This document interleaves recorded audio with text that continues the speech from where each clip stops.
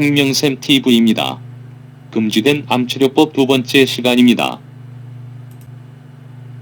금지된 암치료법 1번 현대의학 암치료의 현실에서 살펴본 내용은 현대의학이 행하는 암치료가 좋은 결과를 내지 못하고 있다는 것과 그럼에도 불구하고 현대의학은 같은 치료 방법만을 강요하고 있다는 것이었습니다.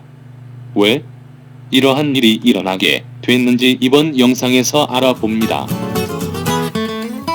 만약 전통 치료법이 이렇게 제한된 결과를 가지고 있으면 왜 의료계에서는 다른 접근법을 조사하고자 하지 않는 것일까? 이 질문에 대한 답변은 거의 한 세기 전에 일어났던 몇 가지 역사적 사건에서 찾을 수 있습니다. 공인된 의학이 약초와 자연요법으로 환자들을 치료하던 소위 경험적 의사들을 드디어 이겼던 그때의 일입니다. 1800년대 사회에서는 질병의 치료에 대해 두 가지 방법으로 접근했습니다. 환자들은 두 종류의 의사들 중에서 선택할 수 있었습니다. 한 종류는 대중요법 의사이고 다른 종류는 자연치유사로서 경험주의 의사 혹은 동종요법 의사라고 했습니다. 두 그룹은 격렬한 철학적 논쟁을 벌였습니다. 대중요법 의사들은 자신들의 접근 방식을 영웅적 의학이라고 불렀습니다. 그들은 의사가 사람의 몸에서 병을 공격적으로 쫓아내야 한다고 믿었습니다. 그들은 과학적 이론이라 여겨진 것을 바탕으로 의학을 실천했습니다. 대중요법 의사들은 주로 세 가지의 기술들을 사용했습니다. 첫째는 나쁜 체액을 빼내기 위해 몸에 피를 흘렸습니다. 둘째는 원래의 질병을 대체하기 위해 수인과 납과 같은 독성 광물질을 수없이 투약했습니다. 세 번째는 수술입니다. 하지만 마취와 감염에 대한 통제가 생기기 전에는 잔인한 과정이었습니다. 대부분의 환자들은 수술 받기를 꺼려했습니다. 대부분의 환자들은 대중요법을 통틀어서 두려워했습니다. 그 당시 풍자 작가들은 환자가 죽은 것은 대중요법의 치료 때문이라고 말했습니다. 의사들과 경쟁하는 사람들은 경험주의 치유자들이었습니다. 이들은 의사들과 반대로 치유하기 위해서는 몸 자체의 방어가 활발하도록 자극해야 한다고 믿었습니다. 독성 광물질 대신에 식물성 제품과 무독성 물질을 소량으로 사용했습니다. 그들은 특히 원주민들과 유럽 전통에서 얻은 약초들을 선호했습니다. 경험주의 의사들은 자신들의 치료가 이론이 아닌 관찰과 경험을 바탕으로 한다고 했습니다. 그 당시 풍자 작가들은 환자들이 죽은 것은 경험적 치료 때문이 아니라 질병으로 죽은 것이라 말했습니다. 대중치료와 경험주의 치료의 의료 권력은 세기가 바뀌기까지 동등하게 남아 있었습니다. 그 후에 잠재적으로 수익성이 아주 좋은 새로운 의학적 치료들이 나타났습니다. 미국 의학협회 AMA는 의학을 산업으로 바꾸기 위해 강력한 금융 세력에 합류했습니다.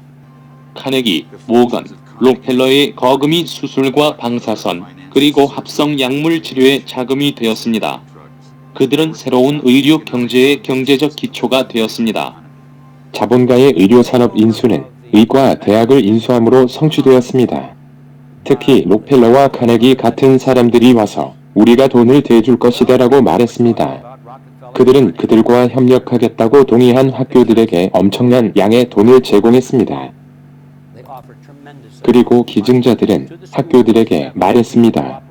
우리가 당신들에게 이 돈을 주었으니 이제 우리 사람들 몇 명을 여러분들의 이사회에 들어가게 하는 것이 무리한 요구일까요?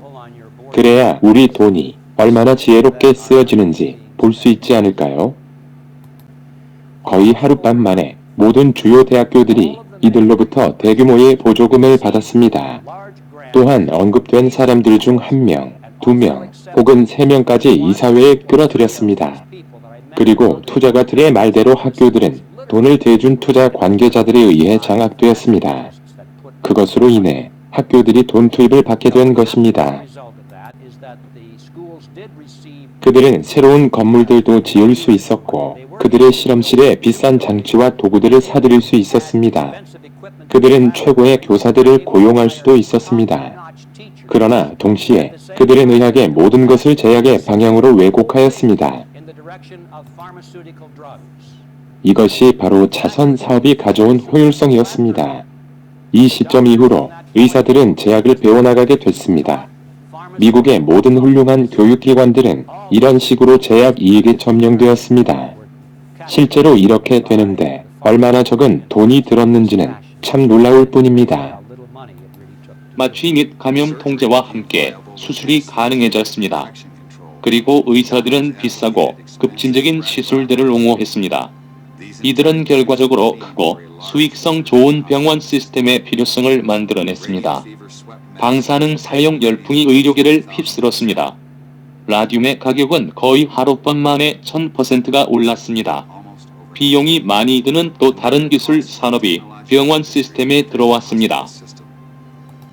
의약업체는 급속하게 발전하는 특허 의약품 사업에서 자라났습니다.